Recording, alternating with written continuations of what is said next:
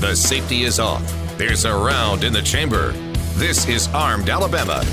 Sponsored by McCoy Outdoor Company, Mobile's hometown full-line outdoor sporting products and gear store. An interactive talk show discussing self-defense, product reviews, shooting tips, safety, and more. Your calls, comments, and texts welcome at 343-0106. Now, here are your hosts, retired judge and certified NRA instructor Rusty Johnston and certified NRA law enforcement instructor Adam Strange. They're gonna pry these guns right out of my hands when they come to take them away. I believe in the rights that my fathers gave me when they signed the Constitution that day. No misguided president or crooked politician with a greasy pocket to be spared. When the hard-working man gets tired of your cry, it's gonna rain wrath, beware. Don't tread on me, I'm American free. You're not gonna take it away. I stand up to fight for my freedoms and rights. That's a price you'll have to pay. Don't tread on me, I'm American free. Red-blooded to the core. You ain't ever had a fight in your life like the fight that you're itching for.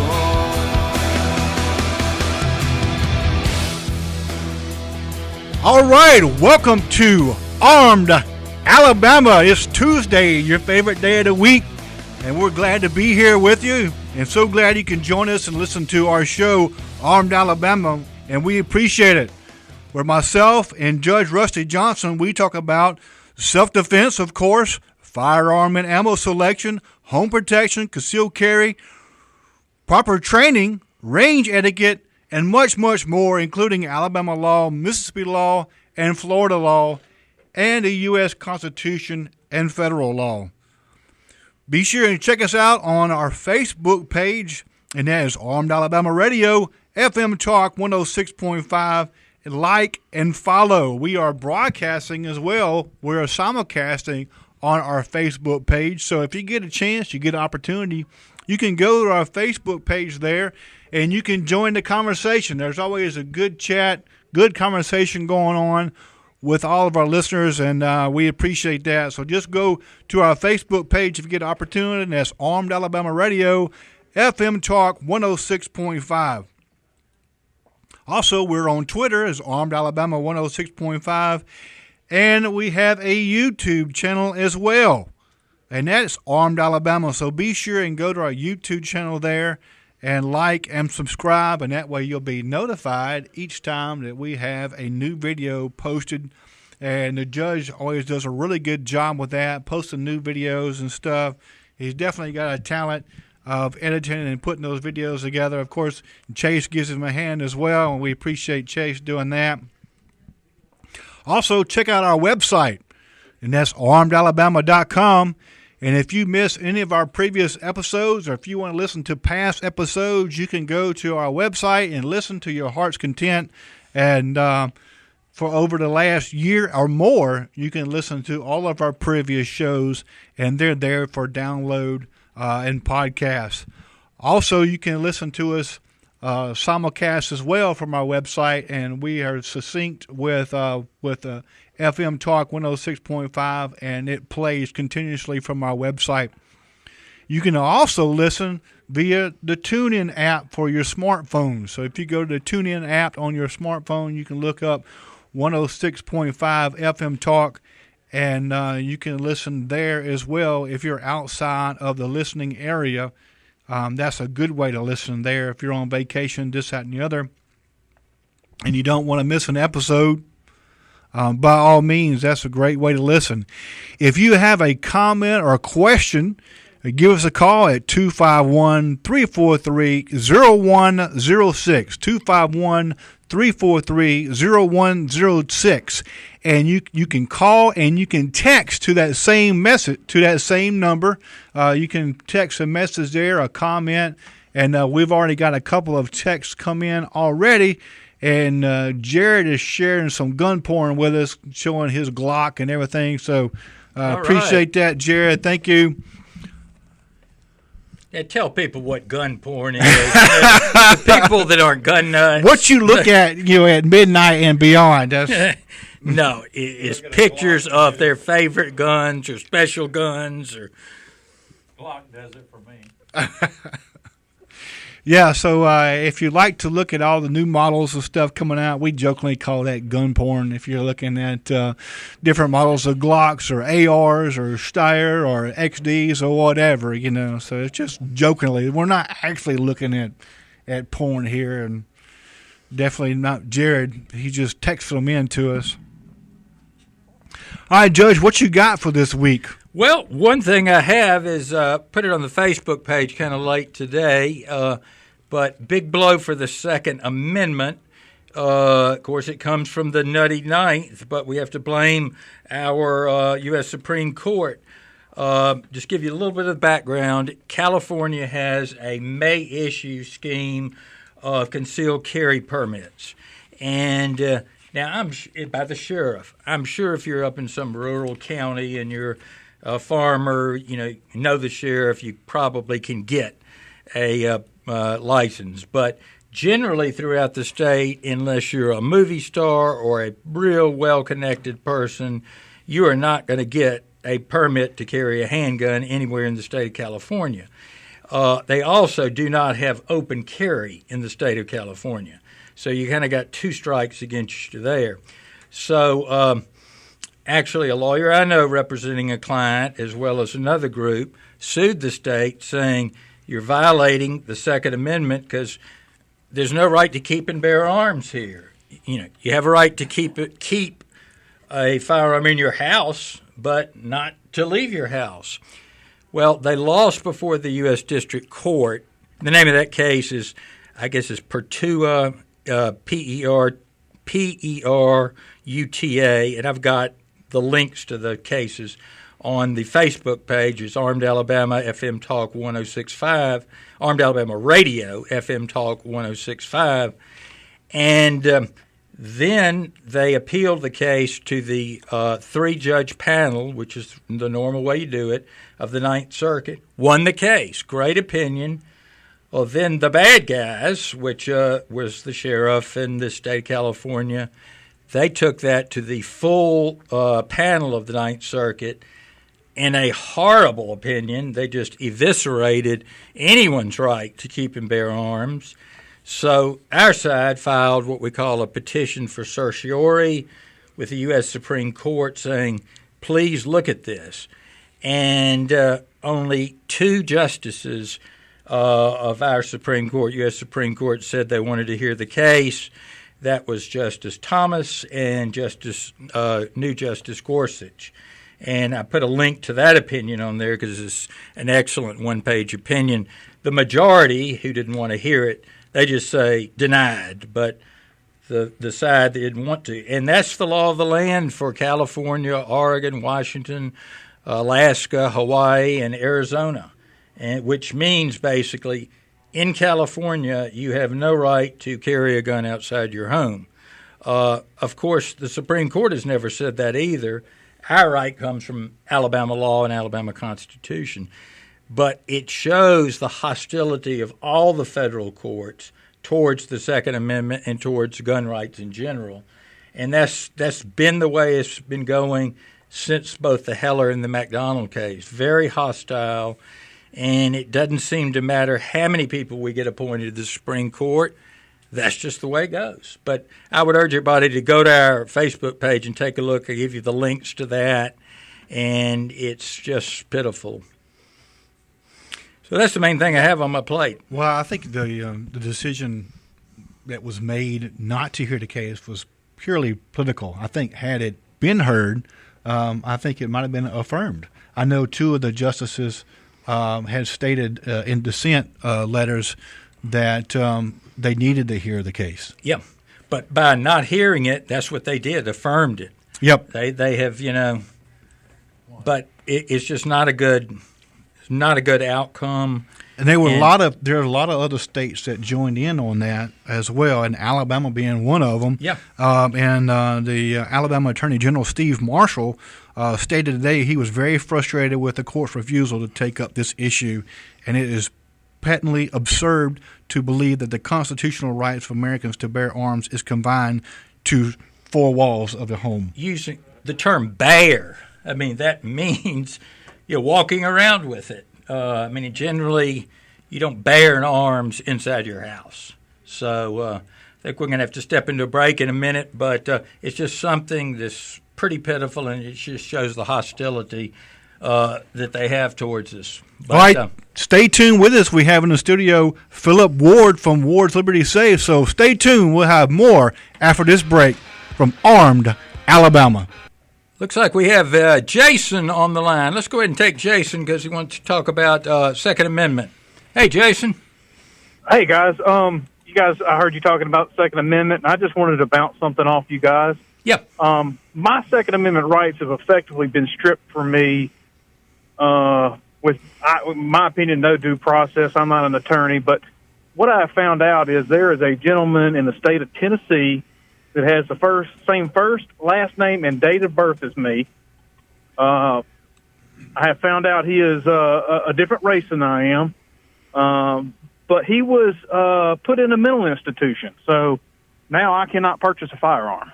Well, let me ask you this: do you give them your Social Security number when you go to purchase a firearm? I did, and in this case, because it was a mental institution, the Social Security number was not reported. His was not reported. Yep. That is interesting. What I would do is, do you have an Alabama pistol permit? I do have that, yes. I would find the easy thing to do is find a store that takes that and doesn't run the check. But there's an appeals process you can go through, but you've gotten into... I went through the appeals process. This is a long story, guys. I'll try and give you the short version. Went through the appeals process, never heard anything back from the FBI. Finally, actually called my congressman, and my congressman was actually able to find out a little information for me as far as what county in Tennessee and where this information was coming from. And basically... what the state of Tennessee or the clerk in Tennessee is telling me is, by law, they can only release first name, last name, and date of birth to the reporting system.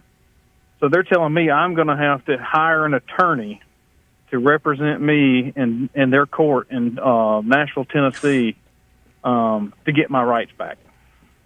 Well, you've never lost them. It's just mistaken identity, and I tell you, you're in a nightmare because I had a woman one time who was in the armed forces whose cousin was using her name, to commit crimes with. This woman would just get arrested, just pulled over by the side of the road. I got all the criminal charges off her record. I finally had to give her a certified court order saying she was not the person that they wanted, and she had to use that a number of times. You're in a nightmare. That's all I can tell you. Because it sounds like it's going to cost me some attorney's fees for something that I didn't even do. Right. I'm afraid that's what you're going to have to do. Okay. That's terrible. Right. That's terrible. Just a nightmare. This has been dragging on since last November. Wow. Well, listen, if you ever get it straightened out, let us know. Yeah, absolutely. You can send us email via adam@armedalabama.com or the judge. We want to hear how much or the judge at Armed Alabama. Yeah. Well, do me a favor, all the listeners out there, contact your congressman and tell them they need to change the law to a little additional information required to be reported so things like this don't happen. Right. I mean, that's just nuts. All right. And what I'm afraid of is kind of like what you're saying, that the federal courts aren't really gun friendly anymore. They aren't. They don't take it seriously. The feel I get from everyone I talk to is they don't really care. That's right. I think you're exactly right. They don't really care. Yeah. So, well, good luck to you. Well, I'll keep y'all up to date. Yeah. Thank you, Jason. Sorry going through that, buddy. One thing we used to have a problem with is that, people didn't want to give their Social Security number. Right. And, of course, goodness knows what the federal government has on you. They probably got your iris scan up there in the sky, And one reason to always give your Social Security number is because, there are 300 million people, and there are plenty of people named the same name as you, and goodness knows what they probably done to keep you separated from them. But yeah, it's no telling what they have on you. And of course, you're filing your income taxes with the federal government, and they've got your Social Security numbers. So you just don't want to get confused with somebody else. But a lot of people are real funny about that. Yeah, absolutely. And who knows how many people has got the same names? Well, there's someone here that has the same name as me that, and I won't go into, don't want to reveal his, but we use the same hospital, and oftentimes his records will come up. And now they've always checked. Do you still have? No, that's not me. That's the other guy. And so, Well, that can be a serious case of mistaken identity. Yeah, so I'm always looking out for it. And fortunately, they've gotten much better about it in recent years about that kind of thing. But yeah, wow, that's bizarre. All right, Judge. So that's all you've got for us today. We're talking about the case there, and it's a shame that case was refused to be heard. But it just gets back to where we ought to be. The federal government shouldn't be involved in firearm rights. They ought to stay the heck out of it. It ought to be up to the states, and the federal government shouldn't be interfering at all in firearms. The Bill of Rights weren't supposed to apply to the states. It was the states themselves. And if California didn't want to have firearms rights recognized, and the people could not change it, then move the heck out. Let's have all the left-wingers live in California and Massachusetts. Most of them do. Yeah, and lots of them do, yeah. Most are not. But it's not up to the federal government. Same thing with drugs. If California and Colorado want to have pot legalized, that's fine. If Alabama doesn't, that's fine. We're not supposed to have a blanket rule for the entire country. Yeah.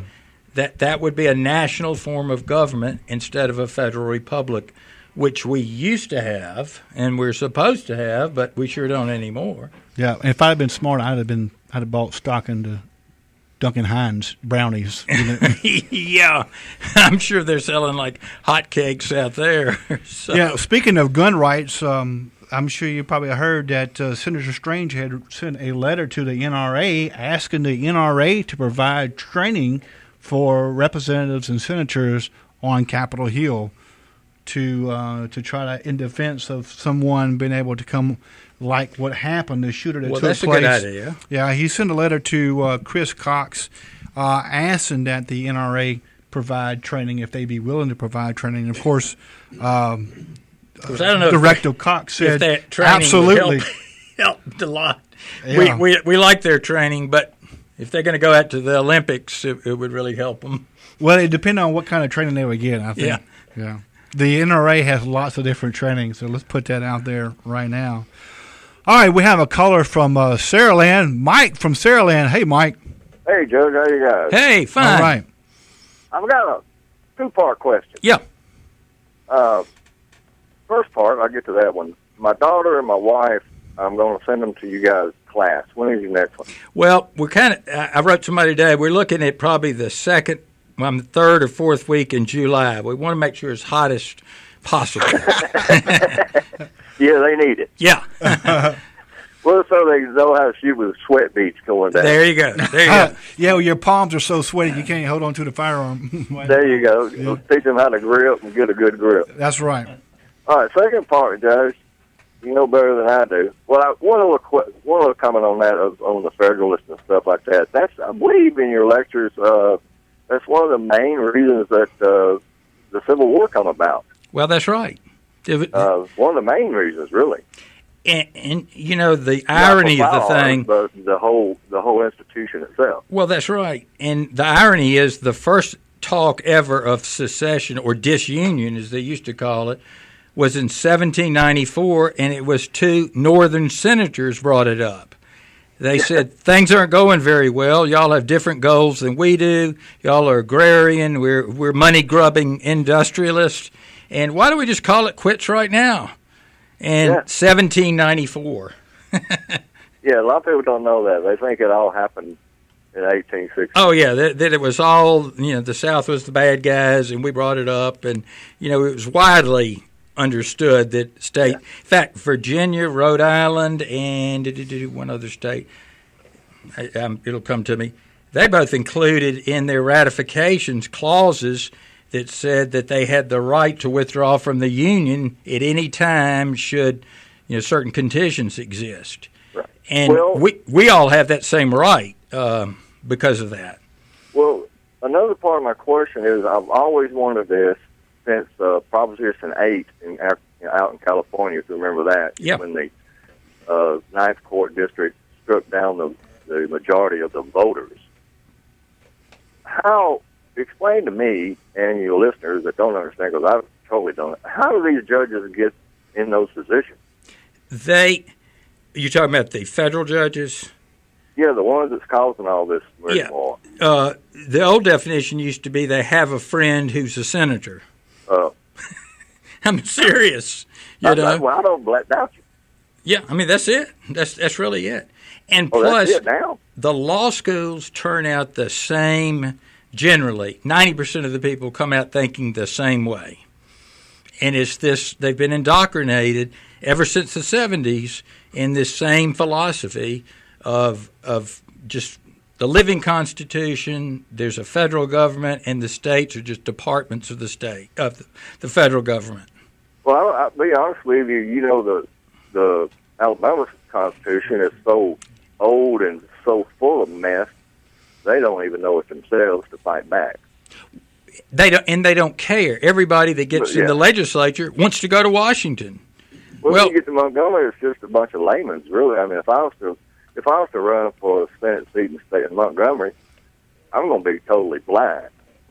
Well, if you're diligent, see, 90% of those constitutional amendments, it doesn't matter. I mean, they apply to Bullock County, and it's to allow them to build their own sewer system.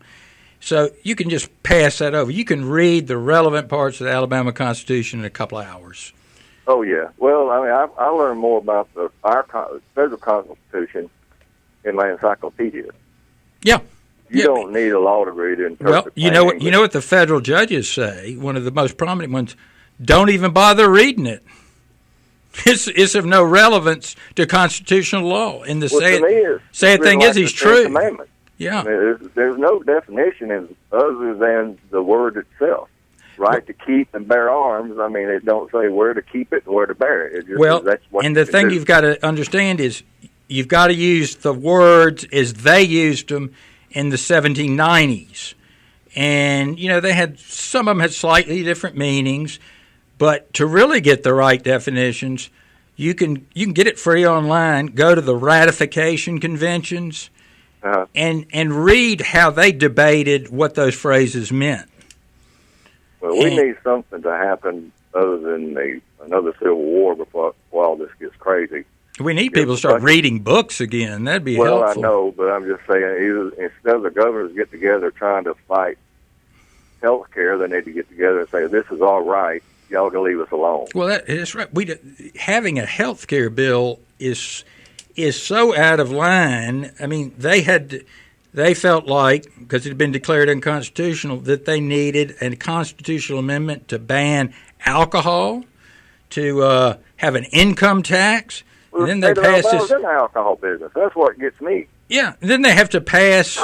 then they pass this by one vote. Got to run to a break though, but good points. That's good. Appreciate it. Thank you, Mike. Adam, before we introduce our guest, do we have? Are we getting the election stolen from us? Do we need poll watchers down at the Lanyap? I don't know. I don't know. So we're still waiting on the results from the Lanyap, from the Nappy Awards. So looking forward to see how that goes. Well, we thank all of you that voted for us multiple times, I'm sure. Yeah, absolutely. Early and often. Yeah, right. The Democrat way, huh? Vote That's early right. and often, and get your dead relatives down there to the polls. That's right. Yeah. That's right. So just want to follow up on a caller that the first one that called tonight, and that was Jason, was talking about the guy that had the same name as him in Tennessee. So we actually, Wesley Parks from McCoy Outdoors shot me a text and said, not only a sponsor, but an expert. Absolutely. Wesley is an expert. and we appreciate McCoy Outdoors as well as our other sponsors, including our new one sitting right across from me. So, but anyway, Wesley Park stated that Jason needed to call the ATF and inquire about getting a unique personal identification number. So the ATF can issue a UPIN to Jason, and that will eliminate the problem in the future as far as background checks when purchasing a new firearm. And Adam, I was telling you, I've seen that space on the form before. Yeah, I didn't even think about it. I just thought it was, for people who bought a lot of guns, or I don't know what I thought it was. Yeah. But so thanks for Wesley Parks and McCoy Outdoors for giving us that tidbit of information there. So, Judge, you want to introduce our guest here? Yeah, I will. And this is Philip Ward from Ward's Liberty Safe, Mike Ward's Liberty Safes, and hopefully he's going to do the same thing that Wesley Parks just did. When something comes up, he's going to text in a question for us or an answer to a question and straighten us out. But you're with Mike Ward's Liberty Safe. Would your last name have anything to do with the Mike Ward that's in there? Yeah, I'm his nephew. Okay, great. Now, Mike Ward's, I've known Mike Ward and Mike Ward's Liberty Safe forever. It's still down on, I guess you'd call it where Moffett Road intersects the I-65. Yeah, Moffett and I-65, exit 5B. We're right there on the interstate, big yellow safe up in the air. It's hard to miss. Right, and y'all have more safes than, McDonald's has hamburgers. Yeah. But I want to get you to kind of go through them a minute, but one thing I wanted to ask you is, y'all are one of the few safe manufacturers where you can decide, do I want a digital safe, that you can get into real quick, or a dial safe that, we've had for probably a couple of 100 years.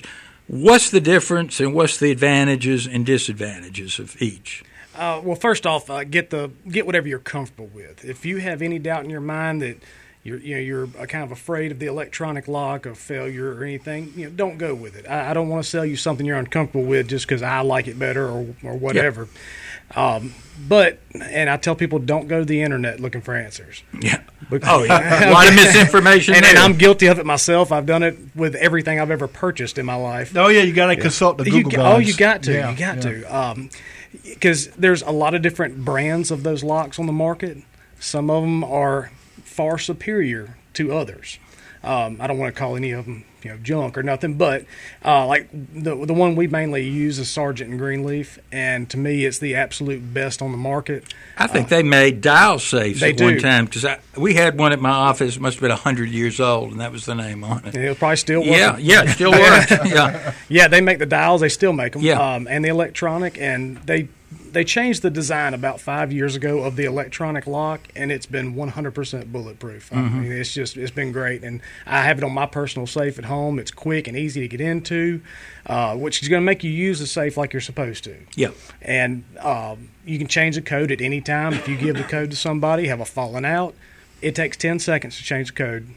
And you're back in business. Yeah, that's a real advantage. It is, because the dials, you have to get a locksmith out there, and it's going to cost about $150 usually to get it changed. So it makes it a lot easier. And if you're not using a dial, let's say every week, you're not quick at all. I would never have guns in the safe that I needed to get my gun to defend myself. No, that's a lot of people. Can you imagine shaking trying? A lot of people make that mistake. They want to see they keep all their guns in there. Well.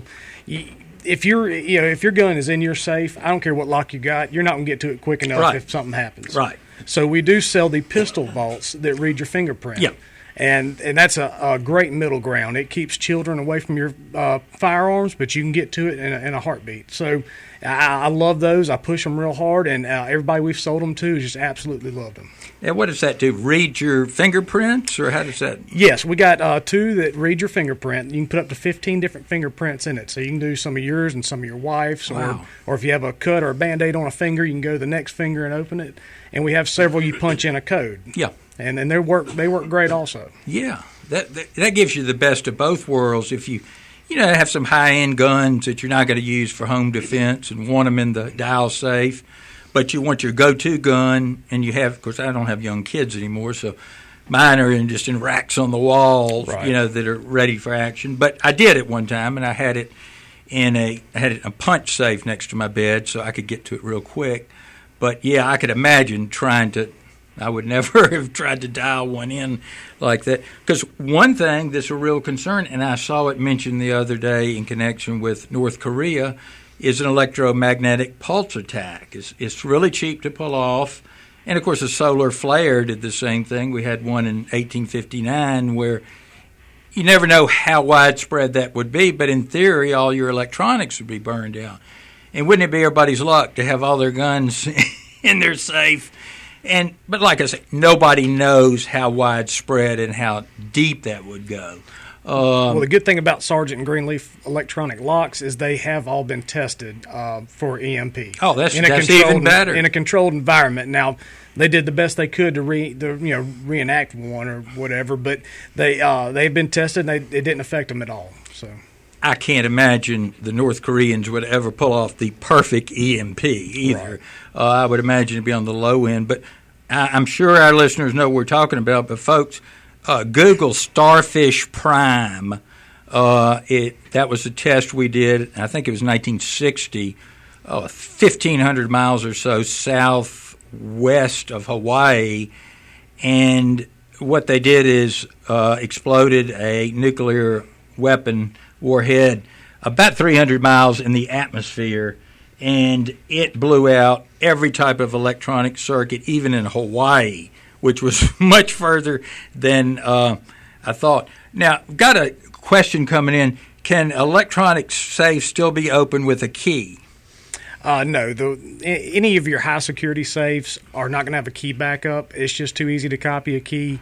And that's some people can look at it as a downfall of it, but from a security standpoint, that's where I want to be. I want to be with a safe that you can't get a key to open it up. Right.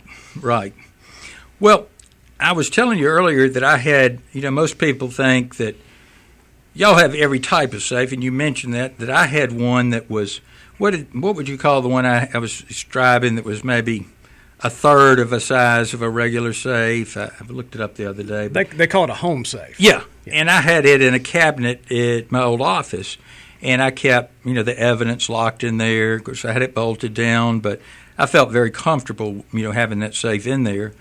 Even though it was pretty heavy, it was still bolted down. Right. But I didn't have room for a full-size safe. But y'all have everything from full-size, I think maybe even vault doors. Isn't that right? We do. We've been carrying vault doors the entire time. But a year and a half ago, I had a display made at the store, so you can actually open it. You can get in the vault. You can open it from the inside and let yourself out, and you can actually get a feel for what it would be like to have it on there. And I promise you, the next time I build a home, it will have one. Well, there's your safe room and your safe in one. Yeah, wow. And I assume you have some kind of steel reinforcing or concrete block with steel or something, obviously, around it. Where it's not wallboard. Yeah, the way you build it is going to be up to you and your builder, of course.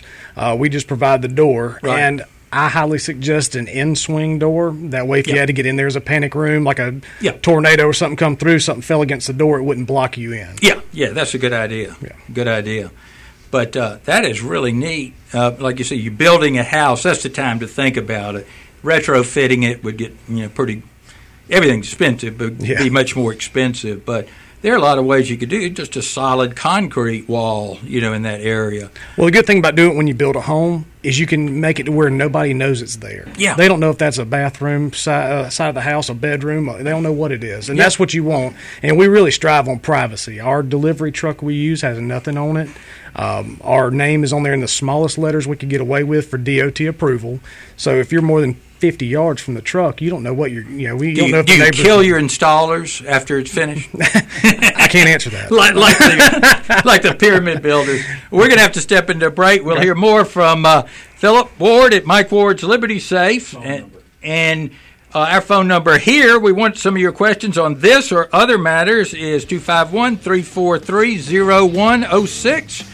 And we'll be back in about 2 minutes.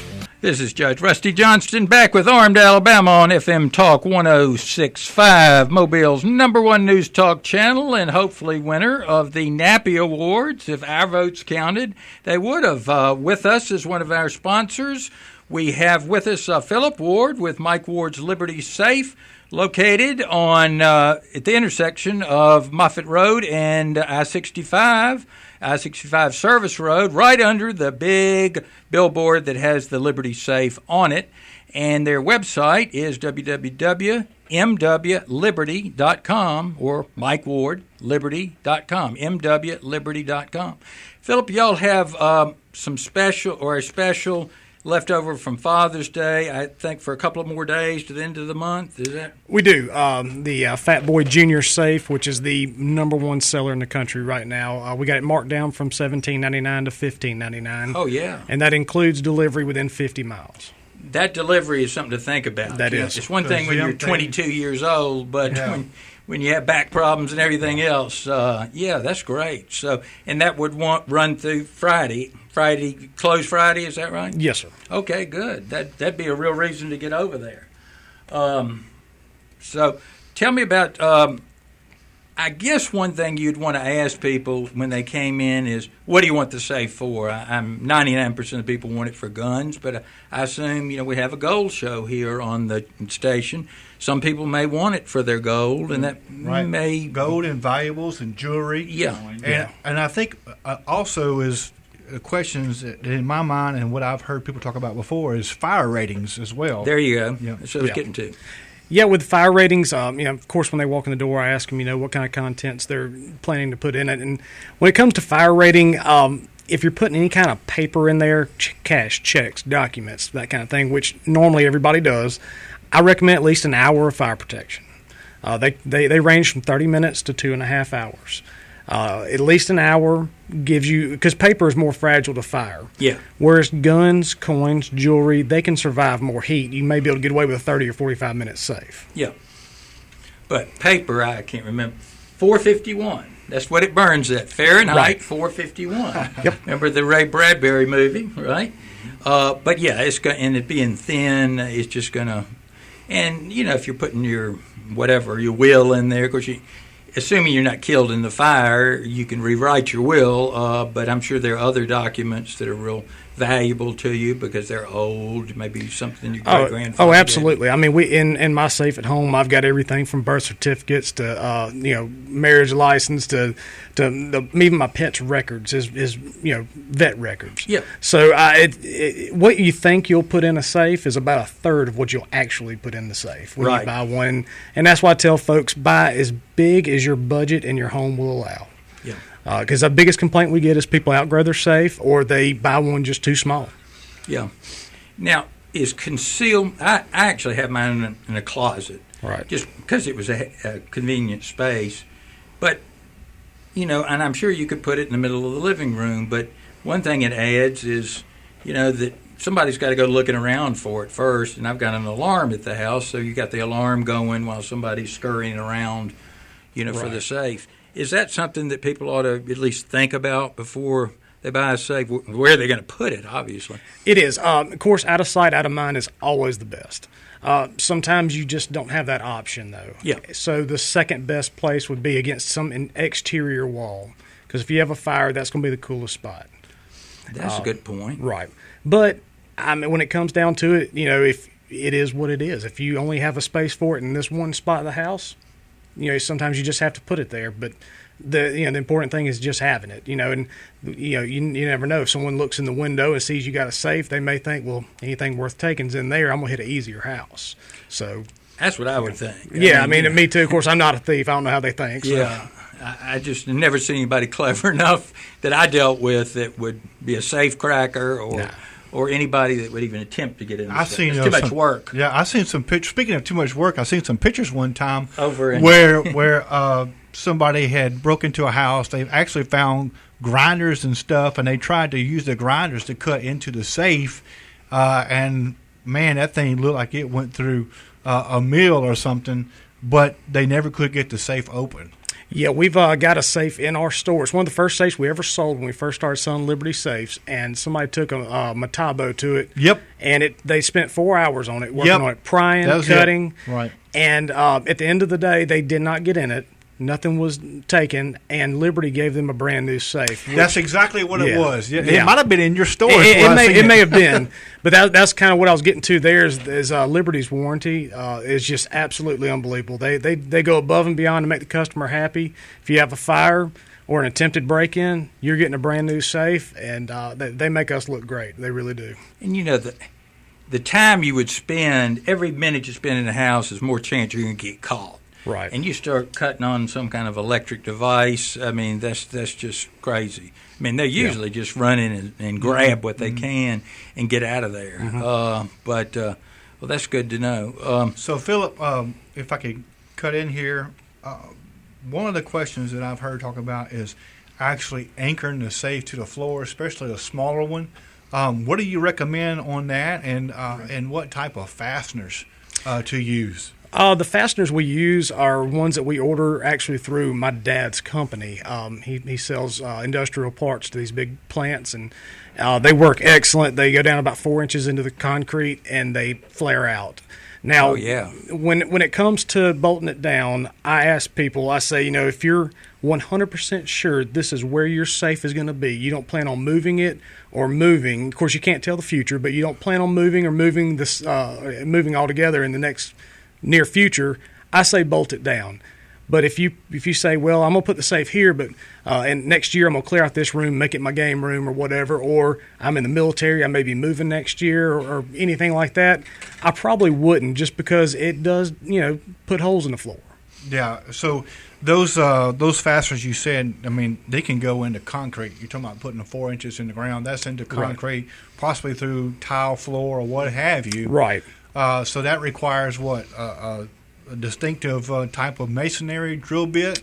We do. The guys that do our deliveries, they work for us, and they carry a hammer drill and masonry bits on the truck with them, and they drill into the concrete, and they have an impact drill that impacts them in, and I'm not going to say that the safe can't be stolen then, but it sure makes it tough. Makes it, yeah, absolutely. And what type of fasteners are that? Do you know exactly the type? They're called wedget bolts. Wedget bolts? Right. Okay. And how about if you're on like I am, pier and beam, wood floors with I guess, I don't know what it is underneath. So you'd use some type of lag bolt type devices. Right. Now, if we're going to bolt it down to that type of floor, we'll use a self tapper and secure it in. That works pretty well, but if you wanted to get up under there with a steel plate or anything like that, we kind of leave that up to the customer because we're not experts in that kind of thing, and we certainly don't want to tear up a house or anything like that. But it does make, especially like mine's in my closet, makes less of a kind of damage because you've just got, and you got an understanding wife like mine. Yeah. Security comes first. Especially when you go in and out of the closet during the day. Yeah, exactly. We were talking about, they have basically vault doors there. And that would make a great safe room door also. Absolutely. Yeah. So, I mean, that's exciting. Waiting for your calls and texts. Our number here is 251-343-0106 at FM Talk 1065. We're about at the top of the hour, but get them ready on safes or any subject. Second Amendment, your favorite gun, whatever, some legal question, try to stump us if you want to. We're here, and we're here on FM Talk, and this is Armed Alabama, and we'll be back in a moment. Welcome to the second hour of Armed Alabama. Glad you could join us. We appreciate you listening. We also want to thank all of our sponsors. Without our sponsors, we would not be on the air. And those are Justin Foster at Foster's Chiropractic, McCoy Outdoors, Ace Hardware Store, Spring Hill, Moffett, and Creola locations, and a new advertiser, Mike Ward Liberty Safes. And we had Philip Ward in the studio with us, answering all kind of questions regarding safes and what type of safes, as well as the law office of Matt Green. If you would like to advertise your business on Armed Alabama, you can contact us. You can contact me, Adam at armedalabama.com, or the judge at armedalabama.com. We'll be glad to meet with you and talk with you and how best to suit your needs in advertising on our show. Well, speaking of sponsors, this is Pat Summerall for your Ace Hardware stores located in Spring Hill, Creola, and on Moffett Road. Remember when he was the spokesman for a long time? But those three Ace Hardware stores in Spring Hill and Moffett Road and the Creola Ace Hardware and Lumber in Creola, obviously, are our sponsors. And they have anything. And by the way, I voted a number of times for the Spring Hill Ace that was on the finalists. They were all fine hardware stores, frankly, that were in the finalist of the Nappies. But Spring Hill Ace Hardware was also in the finalist of the Nappy Awards. Yep. And at all of those stores, you can get just what you need. You don't have to buy a box of things. More importantly, you don't have to climb up on a shelf and risk breaking your neck to bring something down. One thing in particular that you can do at the Moffett Road Ace and Creola, maybe you can do it at Spring Hill too, is you can get your water tested. A lot of people have pools. Get your water tested. Get your proper chemicals for it. That's all over my head. Don't need that kind of trouble. You've got a pool, though, don't you? Yes, Adam? I do. It's a constant struggle. They say the best pool device that you can ever get is a 13-year-old boy and have him working on it all the time, because that's exactly right. But the thing that I mentioned last week, we've already had one tropical storm.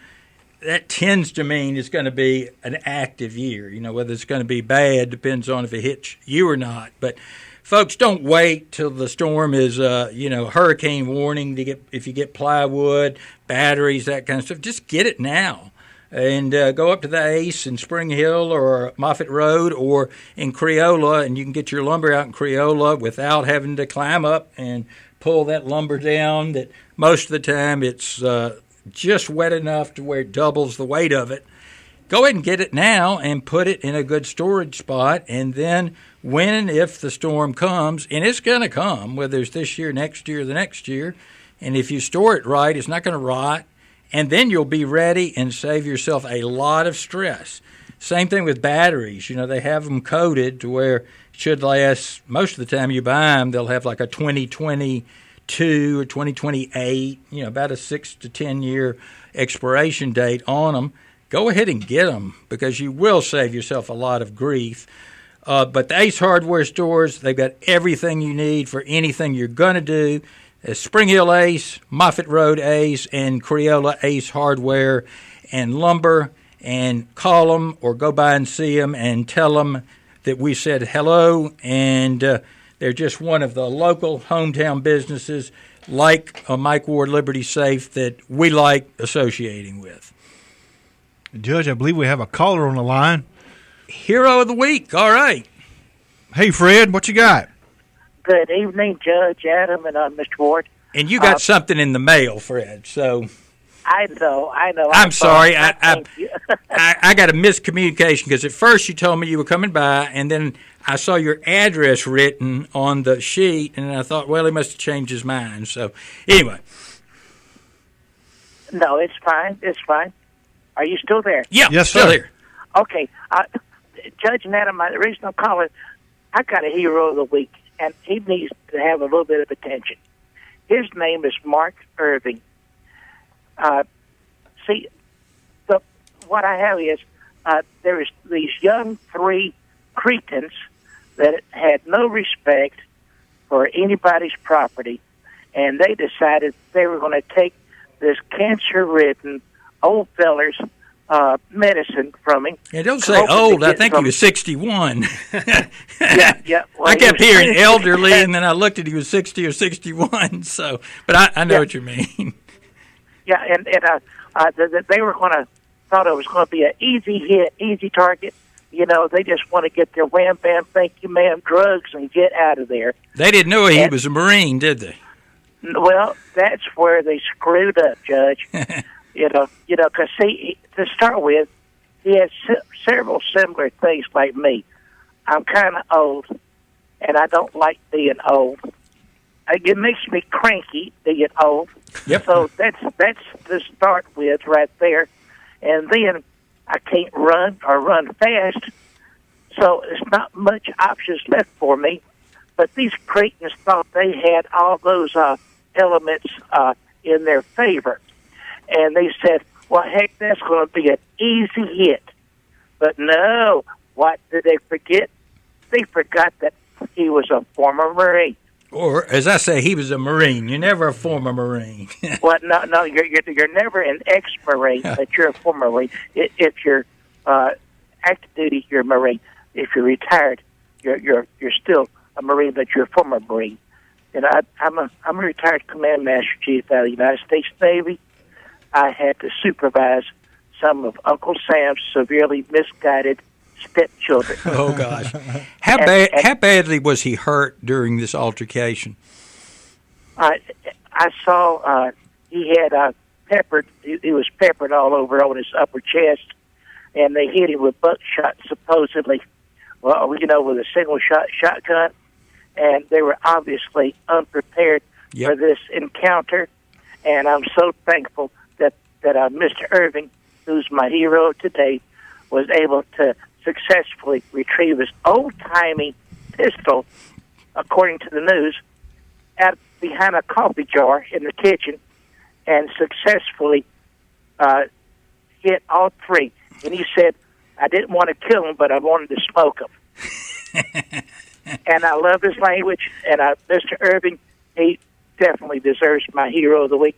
Me too. I understand there's been a great outpouring of help for this old man who's suffering from some type of cancer, and I'm so thankful and rejoice in it. That there's an outreach in this community, and there's some fine people out there doing so.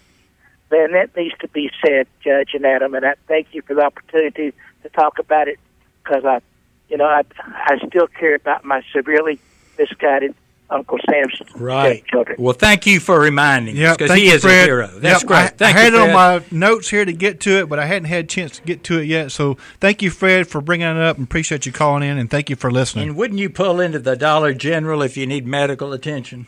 That's where the Cretans pulled into.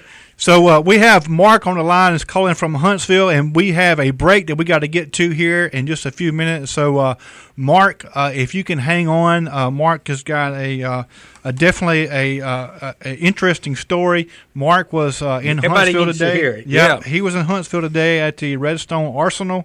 But we're up against a break here. But we will hear from Mark right after the break, and he will talk about his feelings and his emotions and everything that took place during the active shooter scenario that played out today. But after this break, we'll have more Armed Alabama. So welcome back to Armed Alabama. We have on the line with us who stuck with us through the break, and we appreciate that, Mark, for sticking with us through the break. But Mark, it was in Redstone Arsenal today in Huntsville, Alabama, during that active shooter Great scenario. Northern wasteland. Yeah, that played out today, and thank goodness it was a kind of a false alarm, Mark. But you and I text back and forth today, and it was kind of a scary moment. Yeah, Adam, and I'd just like to reiterate what you said. Today was a happy ending, so there's really not a lot of feelings or emotions compared to the Navy Yard shooting, which I was also remotely involved with. So that had a horrible ending.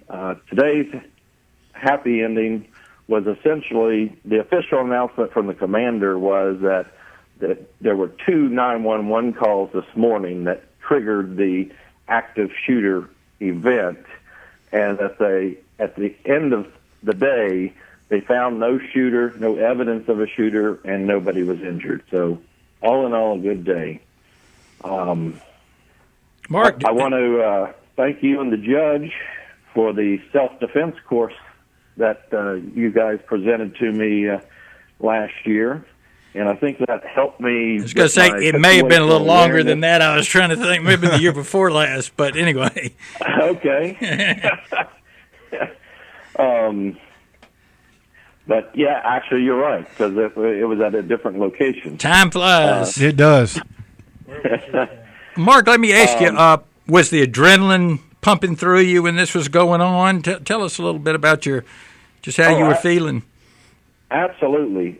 We got, I take these kind of things very, very serious. Yeah. Because like I said, I was involved in the Navy Yard shooting remotely. And so when there's an announcement that comes across, I respond to that thing.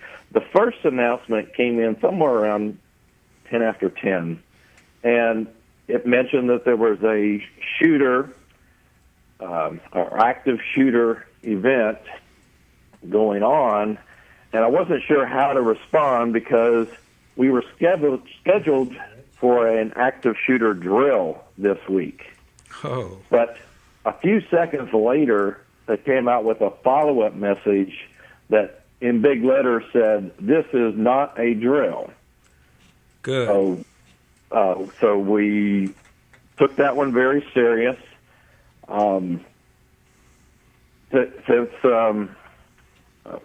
we're told to run, hide, fight, and of course, being on that facility, you didn't have a firearm, so you're looking around for what you can defend yourself with. Right. And so the thing I picked up was I've got a nice ceramic knife at my desk, so I picked that up. Actually, one of the things I did is I went to the restroom because you never know how long you're going to have to be locked up. Yeah. And then, it sounds funny, but that's what I was thinking about. That this could. No, that's good. Could be a while. Before you go on a trip, you go on the restroom or surgery, and if you're going to be, never know.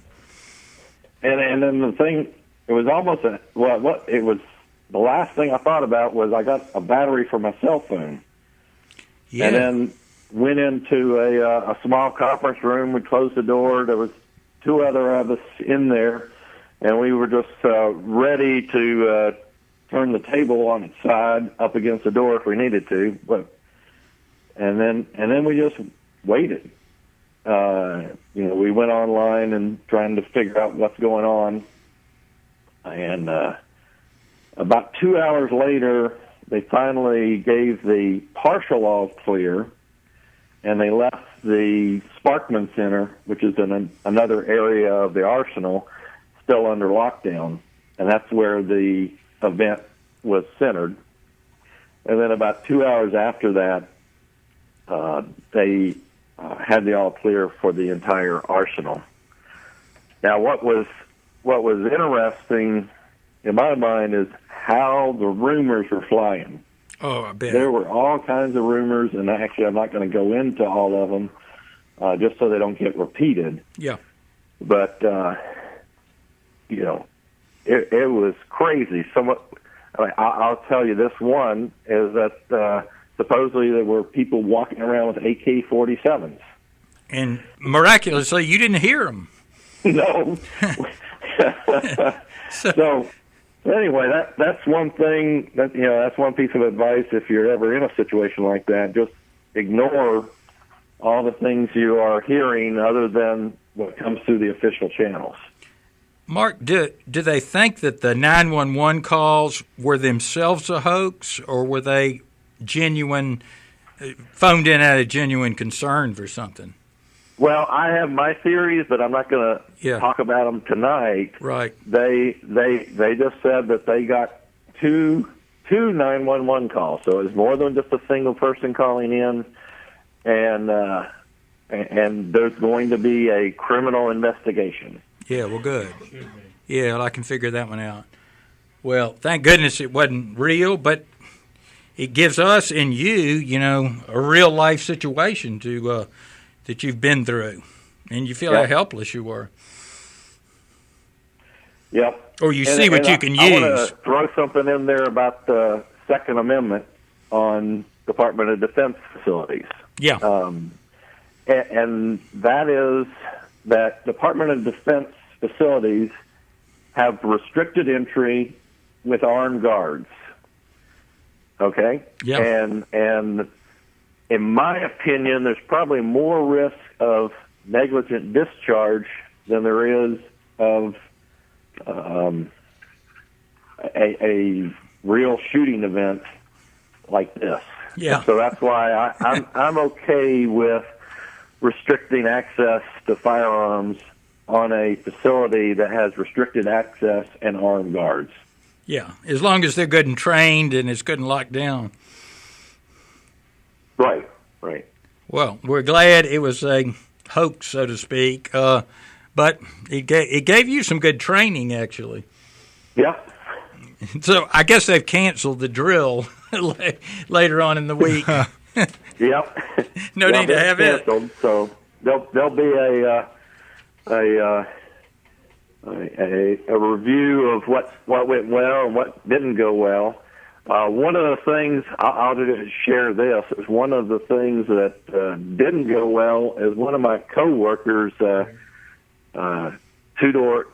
offices down, had gone out to his motorcycle to retrieve something when the message came in, and the electric locks on the exterior doors, were activated. Oh. And they wouldn't allow him to re-enter the building. So he couldn't get off the base. Get out in the open. Yeah. And even though we could identify him and say, yeah, he belongs in this building, and you could see he was unarmed, they would not let him back in the building. They were going to leave him out there as bait. Well, maybe that was smart. That's not you. Another disadvantage of having a motorcycle. Yeah, because they couldn't go in and start the air conditioning. Right. They just had to stay out in the hot sun. Ooh, that is something. Well, Mark, we sure appreciate you taking the time to call us, and we're glad everything worked out today. And it was end up being just a non-incident today. But thank you for calling, and thank you for sharing your feelings and your thoughts when that alert went out. You're welcome, Adam. Yep, and stay safe. Thank you. All right, thank you, Mark. All right, we have another caller on the line. Alex is calling from Theodore. Hi. Good evening. Hey, Alex, shop owner, shoplifter in, I can't quite see. This sounds real familiar. Help me with it. It was in Washington State. Yeah. And last year, a shop owner was trying to stop a shoplifter. And there was an altercation, there was a fight. And from what I understand from the article, the shoplifter turned and started running out of the store, and the owner shot him in the back, and the guy ended up dying. The shop owner just recently was convicted of murder and is sentenced to 8 years in prison. And I was wondering if you have a burglary at your house, or you're assaulted on the street, robbed, and the assailants try to run away, flee in a vehicle, and you happen to shoot at them because you just don't want them getting away. Type of you're not allowed to use deadly force unless you have a reasonable fear that your life or the life of someone else is in jeopardy. Okay. If they're escaping, then that wouldn't be your life wouldn't be in jeopardy. That'd be revenge, not self-defense. Right. So now, oftentimes you can be trying to stop a shoplifter, and when you do that, they turn on you, have a knife or something like that. But that's the old kind of fleeing felon doctrine, which some states used to have, but I don't know that any do that anymore. So, yeah, you just got to let them go. Now, you can chase after them and try to stop them, and if they use force against you that you think is deadly or designed to impart serious physical injury upon you, yeah, you can use deadly force, but you just can't. It's like the old cowboy movie. You can't shoot anybody in the back. Right. Just remember it that way. That's what I was wondering. Also the news report of the tourists who were mugged this weekend in Louisiana. Yeah. Where the guy knocked unconscious and they went to flee. If you did try to stop them, what would happen? Yeah, that's you just got to let them go. Just got to let them go. Be a good witness to try to remember the details, but don't use deadly force on them. That's where you get in trouble. And once you kind of get that through your head, the law makes sense. And that's not recent. I've got a book from 1740-something in England that says the same thing. So got to run to a break, though. But thank you for reminding me about that. All right. Thank you. Appreciate it. We'll be right back with more of Armed Alabama. All right, back with Armed Alabama. Judge Rusty Johnston here, and we have Jared calling us from Florida about open carry. How are you doing, Jared? Hey, Judge. Hey, Adam. What's up? I wanted to ask a question about Florida. I'm actually in Alabama, right across the line, and I'm going over to Florida, riding a bike over there, and I usually open carry on my bike. Yeah. And am I going to be okay over there in Florida? That's a good question. I'm going to see if I can find out while we're talking. You know what I used to do when I rode my bike more often is I had as I say, one of these yuppie fanny packs that I had a 380 in. But boy, I had the pedals, and the cleat shoes, and I had a dog just biting at my ankles. And had I been able to get to that gun quick enough, that would have been one dead dog because he was bad, but that was in Mississippi. But Adam, talk to Jared a second. I'm going to try to find out something about. Hey, while you're looking, Judge, also look. My next question was, I'm going to ride. I guess it's a state park or something, Blackwater. Yeah. And I'm also wondering if I can carry it in there. I'm pretty sure you can. Yes. He's talking about openly now. Well, that might be a little bit different story, but I think so. Just because of state park, I don't think that changes anything. Alabama law still applies. Yeah, it's still the same. Yeah, I'll be in Florida. Oh, it's in Florida? Now, no, you would have to. I don't think you could open carry in Florida. Yeah, you can. I just. You can carry concealed. But if you're Alabama, if you have an Alabama permit, then you can carry concealed in Florida. Okay. But not necessarily open carry. No. Hold on, I got it right here. Let's just see if there are any exceptions. Yeah, they may be exceptions, but I'm pretty sure that's correct. Let's see, because they just changed their stand your ground law, which is. I'll get into that later when we have time to talk about it, but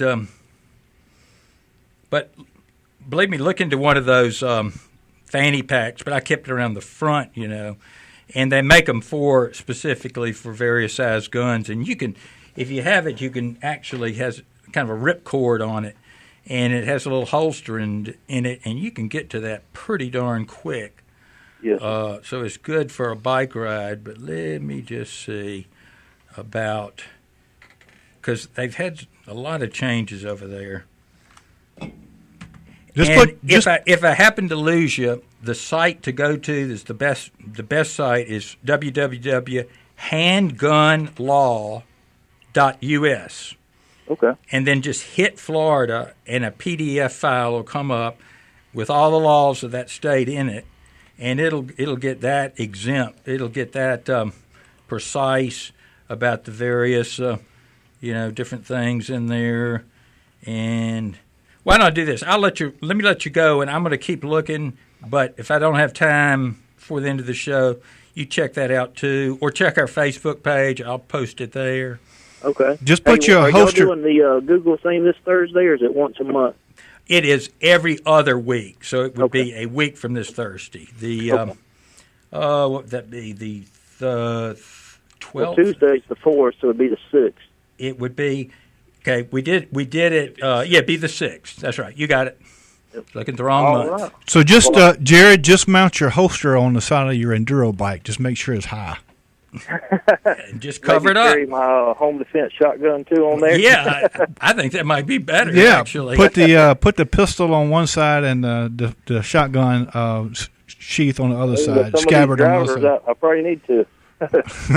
But yeah, I don't know if you've ever ridden the what's the trail that runs from west of Atlanta, or from Atlanta over to Alabama, the Silver Comet. But a girl was murdered on that trail 10 years ago, maybe. I was there right 6 months later where they still had the flowers and all, where she was murdered. And, I personally didn't care whether it was legal or not. I sure wasn't going to ride that trail without it. So that you got to kind of consider that, too. That's kind of the way I look at it. And I still haven't made it over to McCoy's to get that pepper spray gun, but at work they won't let us carry in. And so I was going to try something like that.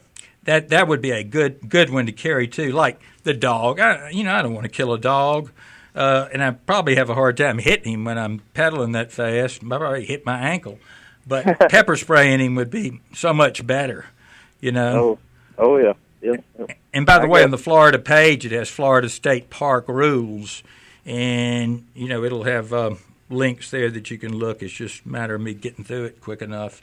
Yes, but, I ain't going to hold y'all up But anymore. check our Facebook page. I'll try to put something there for you, too. All right, I appreciate it. Good for y'all you. Have a good one. All right. Thank you, buddy. Appreciate it, Jared. Judge mentioned it. What he's talking about is McCoy Outdoors, our sponsor, is, I think it's still the only place that sells and Mace is, of course, it was a chemical at one time, still is, but it's also a company, MACE, and that's why I always say Mace brand. And they make something called a pepper spray gun. It looks like a flare gun. And the good thing about it is you can carry it like you would a handgun, and that's the best way to carry it in a holster. Mm-hmm, so you can get to it quick. And it will shoot, 18 to 20 feet, depending on atmospheric conditions. And you also can get, and comes with one or two water canisters for it, so you can practice, so you kind of get a feel for how far it will shoot. And they're good to have just as a continuum of force. So if you've got a drunk or something bothering you and you can't use deadly force, or if you're in places where you can't carry a firearm. So McCoy's has them, and you can mail order them and all that. But you want to see something like that and see it and feel it. And I'm not sure what they sell them for. I suspect the $40 range. But let me tell you, compared to a taser, I would much rather have this device because you've got probably 8 shots with this, whereas a taser, you got one and then you're having to make contact with them. Mm-hmm. And who wants to do that? Mm-hmm. And anybody's ever been sprayed with pepper spray, as I have, it's tough. It's people say, you can spray somebody with that. I want to meet somebody. I mean, I realize there are people that are so drugged up or crazy, but the person you encounter is probably not going to be that way. So while you're looking at your gun, ammo, whatever you need down there, they got everything you need, especially gun cleaning supplies. Every gun always needs cleaning. Check out the Mace pepper spray gun at McCoy Outdoors. And they were also on the list of best sporting goods stores, or sporting product stores, which I voted for a number of times. Yep, I did too. On Spring Hill Avenue, just west of I-65, in the old K&B store there on Spring Hill Avenue. Great people, and tell them that we sent you. And Wesley Parks, if he's in there, tell him hello because he answered a good question for us. Speaking of answering questions, Philip, one of the messages we got was on the electronic safes. What was the resistance, if you will, of electronic safe to an EMP strike? That was one of the messages that we got. And we have Phil Ward here from Ward's Liberty Outdoors for the outdoor safes. Yeah, we had a question earlier too. Liberty has created a controlled environment to test these electronic locks on EMPs, and they've reported to us and the other dealers, of course, that it had no effect. So they must be shielded with a Faraday cage or something. No. And of course, all that is just copper. Yeah. You just make a copper box, that your outside could just be copper, and then it's, you're getting really in Mr. Engineering here on us. Thank you for that. With the Faraday cage? Oh, I can talk at length about that. Or maybe ad nauseum. Yeah.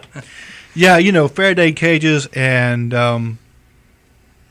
chemtrails, There you go. Yeah. Read the book 1 Second After, and I can't pronounce the man's name. Forstrom. Forstrom, that's it. And he and Newt book. Gingrich had wrote several books in the past. Several books, and I was reading through it, and it just became shockingly similar to my life because the character in the book had a daughter who had type 1 insulin-dependent diabetes, just like mine, the same age, and it was just, but it described things like, it's talking about drugs, and, somebody who has cancer or some kind of chronic condition, they may have a lot of narcotics, and it would be smart to keep those locked in a safe. Oh, absolutely. It's been a rash of that kind of thing here lately with people stealing pills, or just like the guy we're talking about that got broke into by the 3 folks. Yeah, Mark Irving. Yes, trying to get his pills. We're getting a lot of that. People buying safes to lock up, their pills, and that's huge now. I hate it, but we provide a product that protects them. Yeah. Yep. It's just multifaceted. Pills, gold, guns. You could have a pretty good time in Vegas with all that stuff. Speaking of locked up, guys, I just want to share something real quick that kind of came over the wire. There's a Saraland jail escapee is out, and his name is Thomas Jane Brown. So be on the lookout for Saraland jail escapee. Have they formed a posse yet? They're not saying that. But if you see anything suspicious or anyone suspicious, by all means. Well, I see suspicious people all over the place, so that narrows it down. Yeah, especially coming here and Charlie Moss across the table. He said he's demanding another break. I know again, so we better step into a break. Break Nazi. Something I forgot to mention earlier, Judge. There is a recall. You and I discussed this, I think, before the show, and I forgot to mention it earlier.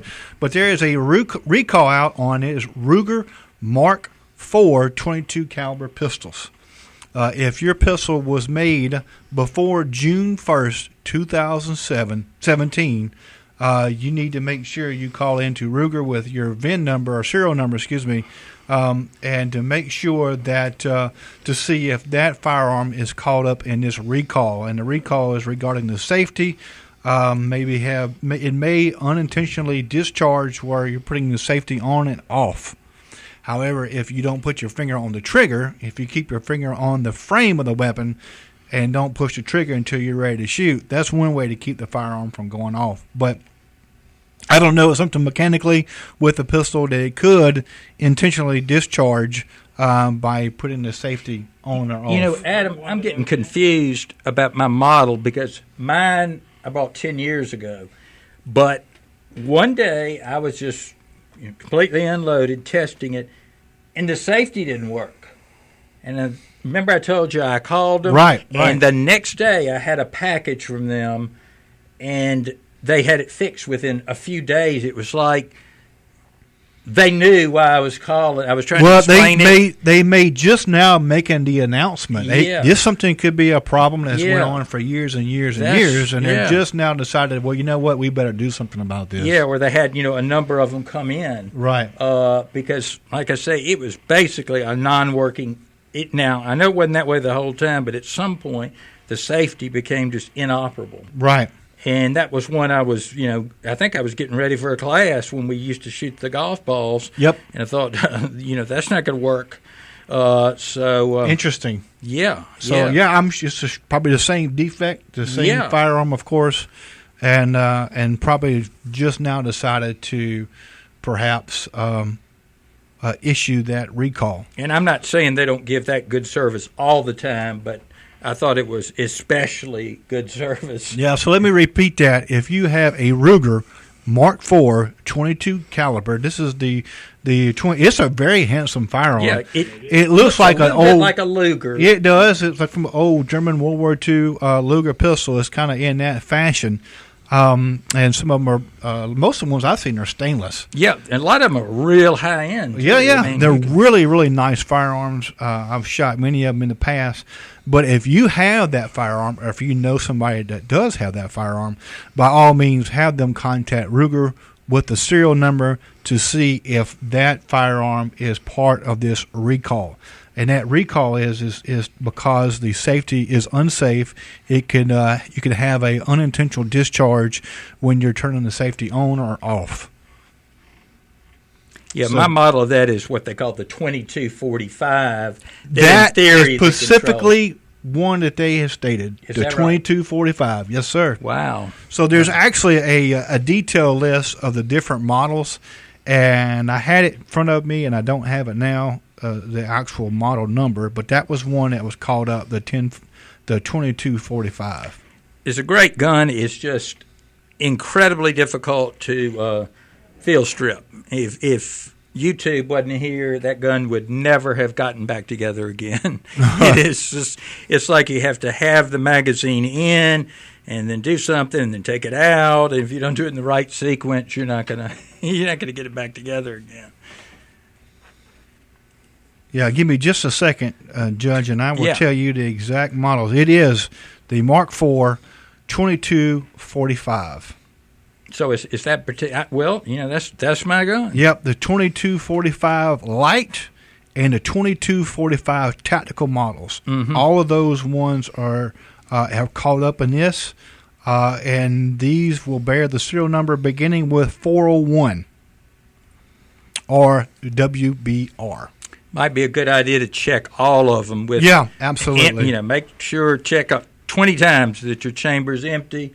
Put your safety on and make sure it works. Of course, that's not necessarily a bad idea with any gun. Yeah. So the Mark Is, the Mark the Mark IIs, and the Mark III pistols are not affected by the recall. Yeah. It is only the Mark IV. So if you have a Mark IV, 2245, 2245 Light, and 2245 Tactical, you need to check and see if your serial number begins with 401 or WBR. If those contain within the serial number, you need to contact Ruger and make arrangements to have it sent back. That's interesting because I'll check and see whether mine was just a fluke. Because they're very popular. Oh yeah, and I know some years at least the 1 and 2 have won the Olympic pistol trials and all of that. So we're winding it down. Do you want to go through our sponsors and thank them, Adam? Yeah, absolutely. Without these sponsor guys, we would not be on the air. And definitely, if you're taking care of your business, please patron these businesses and thank them for sponsoring Armed Alabama Radio on FM Talk 106.5, and that is Dr. Justin Foster at Foster's Chiropractic, Grayson's Air Conditioning, McCoy Outdoors, Ace Hardware Stores with Spring Hill, Moffett, and Creola locations, and our new advertiser, Mike Ward's Liberty Safes. And we want to thank Philip Ward for joining us tonight and answering all these really good questions regarding safes. And if you have any further questions, by all means, go to Mike Ward's Liberty Safe, and they can show you and tell you all the different features and aspects of a safe when you can make a good, educated purchase on a firearm safe or a valuable safe, just a safe to keep your valuables in. They have everything there at Mike Ward's Liberty Safe. So thank you, Philip. Anything real quick you want to tell the listeners on how to find you guys and your website? Yeah, absolutely. Thank you. It's been a pleasure. We're at mwliberty.com. You can reach us on the phone at 251-471-1137. And we're located at Moffett 965 at the exit 5B. We got a giant yellow Liberty safe up in the air on the sign, and you really just can't miss it if you come through there. Monday through Saturday? Yeah, we're open Monday through Friday, 9 to 5, and then Saturday, 9:30 to 4:30. Okay, well, good. Well, thank you so much. And like I said, you're going to be our go-to guy out when we have these questions, but we won't ask you about those electronic pulses. Yeah, because I'm definitely going to come get with you when I build my house, because you want to have the living room, the kitchen, dining room, and the arsenal. So I gotta have one of those big swinging safe doors to go on my arsenal. We can definitely get you one, no problem. Yeah, I'm sure y'all probably got a few of them there, huh? Yeah, we do. And what you do is you pick out the size you want, the color you want, the lock you want, and we have it shipped straight to your house when your builders are ready for it. Yeah. And we're talking about building the wall would really be fun. Yeah. Concrete with steel embedded in it. Rebar. Oh, yeah. You can 50 caliber proof. Yeah, claymores you set up just right, when somebody comes in. Right, we don't want somebody coming in with just any old plastic explosive. Yeah, but that is the way to go. You basically build the safe as big as you want it. Right. And we will have a fresh show. Don't forget us on the 4th. We'll have a fresh show going for you that night because we're here to serve you. So don't forget about us. But go out and enjoy yourself and just take an old-time radio with you. Yeah, be sure and check out our website as armedalabama.com. You can go there and listen to all our previous shows there. We've got lots of information and reviews. Also, check out our YouTube channel.